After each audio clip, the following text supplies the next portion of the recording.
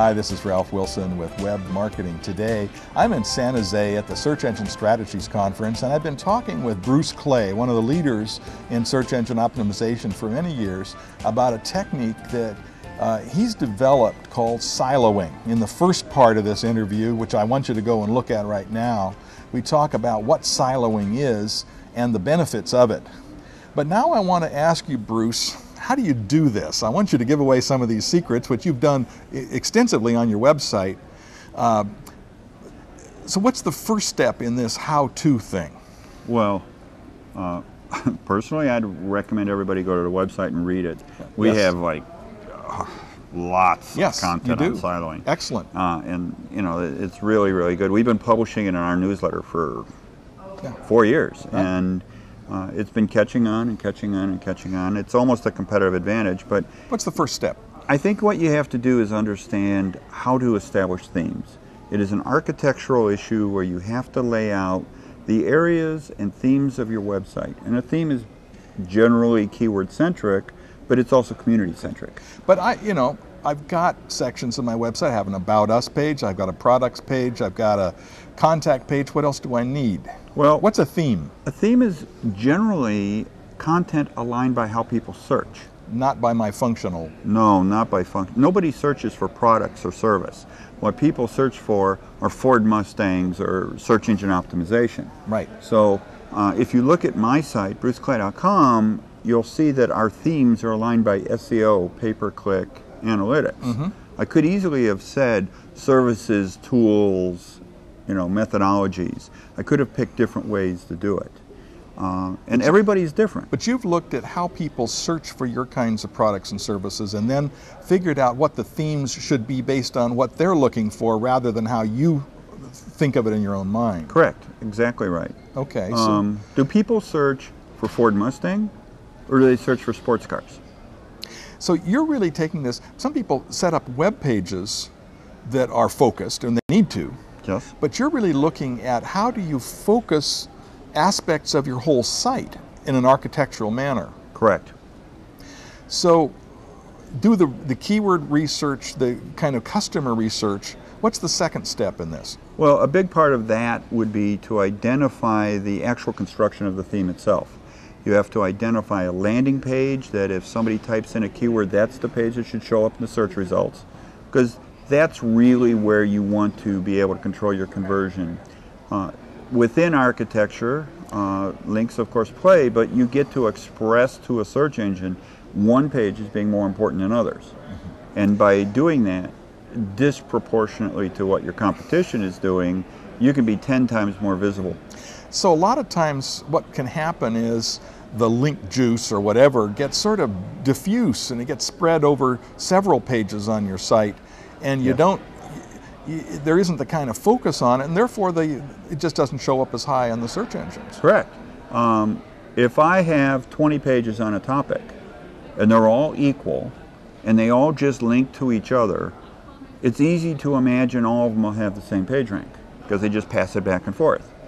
If I have controlled the links between them, but all of them link to one landing page, instead of 20 pages with 1 point, I can have a page with 10 points and others with half a point.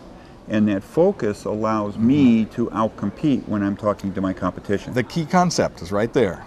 So first of all, determine what those themes should be, and then determine what is the chief primary page for that theme on my site. A landing page, a sectional page, whatever you want to call it.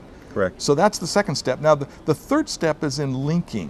What are the techniques in linking? First of all, linking to, and then we're going to talk about what you don't link to. There's a lot of people that have tried to take parts of our paper and sort of slice it into pieces. Linking is one of those. What you don't want to do is falsify the way pages link to each other. They should link in a natural way. It should be something that makes sense. Mm-hmm. Now, within a theme, in order to be a subject matter expert, I want to tightly couple my pages within a theme, so I just link to them. I don't have a particular problem linking within a theme. And I absolutely make sure every page links to the landing page for the theme. They should be navigationally connected.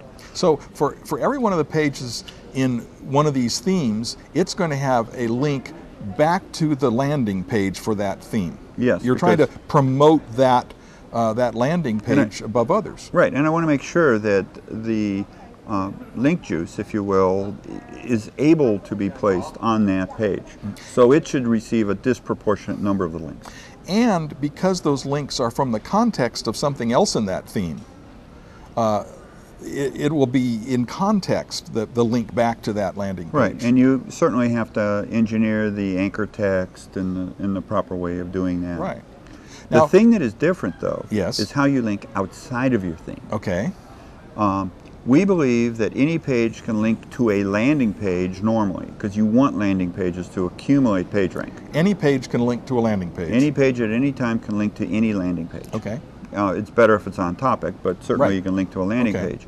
It's where you're linking to a non-landing page that we start diverging from the way a lot of sites are architected. If I'm in the Mustang page and I want to link to the Corvette page, that link just to a theme page should not pass PageRank. Now, how do you stop it from passing PageRank? We have followed closely the guidelines laid out by the search engines. The way you do it is you use a rel equal nofollow tag on the theme to theme page links. Within that hyperlink, that's an attribute of the hyperlink. That is an attribute of the actual hyperlink itself. And you just say, do not count this to pass PageRank. It isn't a vote for that other page. A user can still click on it and go to the other page, but the search engines are not going to move PageRank between theme pages that way. So this has implications then for your navigation system. You want to point to landing pages, but you don't want to point to things that aren't terribly important. Correct. No one's going to search your site for the contact page from a search engine. They'll do that within the site. So you don't want to emphasize that. So you're going to de-emphasize things so that what you do emphasize gets more link juice. Correct. And there's an architecture to this. I mean, your site map has to be done by theme. You don't link to your About Us page or Contact Us page. You take certain pages and make sure, if I have a lot of inbound links to this page, what is it really about and what does this page link to? Because that tailoring of those links can really help you set up your site for being well ranked. Now we've kind of given the quick brush to this whole thing. There's a lot more detail and good examples on your site, but I think we've succeeded in just kind of laying this out so people can see the concept. The concept. Well, tell me about your business and what you do, Bruce. We do siloing. We also happen to do SEO and pay-per-click. Analytics is a big and up-and-coming area. I think that's going to be important. We do architecture, such as siloing. We do design reviews. We work as the architect with your builder. Think of it like a construction of a house. We work with people. We do branding, which is your social media, press releases, articles. We do all of it to help you optimize the traffic that you would get to your site. Well, thanks for taking time to share with me on this topic. I think this is a topic a lot of people just misunderstood or missed entirely. And quite frankly, this could be hours. I could just monopolize you all day long. You'd have to buy drinks. There's more on your site. There's more. This is Ralph Wilson with Web Marketing.